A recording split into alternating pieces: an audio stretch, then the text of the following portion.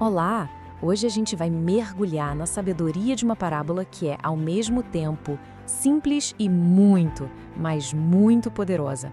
É uma história que fala sobre liberdade, sobre conhecimento e, o mais importante de tudo, sobre a coragem de agir. Vamos lá? Essa é a grande pergunta, né? É ela que vai guiar toda essa história. Uma pergunta que com certeza muita gente já se fez em algum momento. Vamos ver como um papagaio pode nos ajudar a achar uma resposta. Bem, tudo começa com duas figuras principais: um comerciante e o seu papagaio. Uma ave linda, mas que vivia presa numa gaiola. Então, imagina a cena. O comerciante está lá de malas prontas para uma viagem longa e, num gesto de carinho, pergunta para o seu bichinho o que ele quer de presente.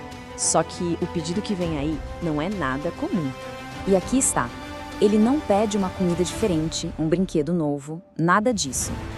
Ele faz uma pergunta cheia de um desejo profundo. O ponto aqui é que o papagaio não queria uma coisa material. Ele queria o caminho para a liberdade. A história agora dá um salto e nos leva direto para o coração da Amazônia. O comerciante, leal à sua promessa, vai cumprir sua parte do acordo. Pensa só na imagem. O homem, sozinho no meio daquela imensidão verde, gritando para o céu a pergunta da sua ave aprisionada. É como se fosse uma ponte entre dois mundos, o da gaiola e o da floresta. E a reação é imediata e muito, muito estranha. Não veio uma resposta em palavras, nenhum som, só uma ação, silenciosa e, no fim, bem chocante. O comerciante fica simplesmente arrasado. Ele não consegue entender o que aconteceu. A mensagem que ele levou parece ter causado uma verdadeira tragédia. E ele volta para casa com aquele peso na consciência, sabe? Pensando que talvez a ave fosse até parente do seu papagaio. De volta em casa, o mistério só aumenta. O que parecia ser o fim trágico da história era, na verdade, só o começo da grande revelação. Que reviravolta, hein? O comerciante mal acaba de contar o que viu e testemunha a mesmíssima cena se repetindo na sua frente, na sua própria casa. Ele, claro, acha que a ave morreu de pura tristeza ao ouvir a notícia. Agora, olha que interessante essa sequência de eventos. É a dor, o luto do comerciante, que o leva a abrir a porta da gaiola. E bem no momento em que ele acha que tudo está perdido, a verdade aparece. A tal morte era uma encenação, a chave para a liberdade. É exatamente a mesma pergunta que o comerciante, chocado, gritou para a árvore. E a resposta que o papagaio dá é o coração de toda essa parábola. Agora a gente chega na moral da história, naquela diferença fundamental entre ter um conhecimento e, de fato, usar esse conhecimento. E isso aqui é brilhante.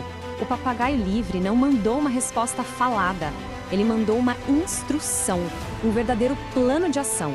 Ele mostrou o caminho através do exemplo. Então, aqui está o ponto crucial. Saber o caminho não é a mesma coisa que caminhar por ele. O papagaio na gaiola já sabia o que queria, mas a mensagem que ele recebeu não foi mais teoria, foi um manual prático que exigia coragem e, claro, ação. Sabe aquela pilha de livros sobre desenvolvimento pessoal? Ou aquele conselho incrível que um amigo deu? A informação tá lá, a gente acumula, mas a transformação de verdade, a mudança real, só acontece quando se cria a coragem de colocar essa sabedoria em prática. E qual é o preço dessa ação? A parábola mostra que a liberdade muitas vezes exige um tipo de sacrifício. Vamos explorar um pouco o que são as nossas gaiolas. Essas são as gaiolas invisíveis que muitas vezes nos prendem, né? A rotina que é segura, o medo do desconhecido, os velhos hábitos que nos limitam.